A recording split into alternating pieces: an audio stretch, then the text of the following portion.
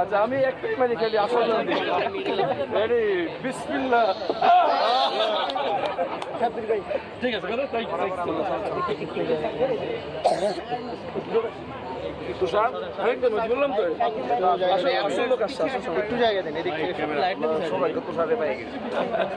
আল্লাহ আপনার কাছে গেলে তো লাইট আপনি হাসিনার গণরম আছে ওখানে তো গণভবন আছে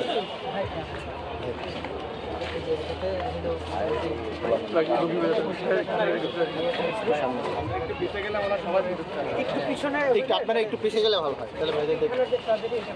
ভাই আপনি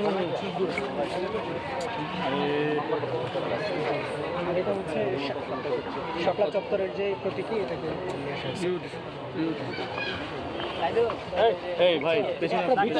ভাই ভিতরে ঢুকেন ভিতরে ইয়ে আছে ছাত্রলীগের শিক্ষা উপকরণ আছে ভাই তাই না এটা সবথেকে ভালো ছিল একটু আপনার সামনে যায় তাহলে ভালো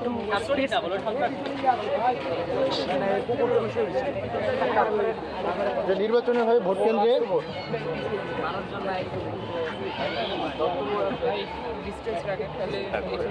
পিছনে আসুন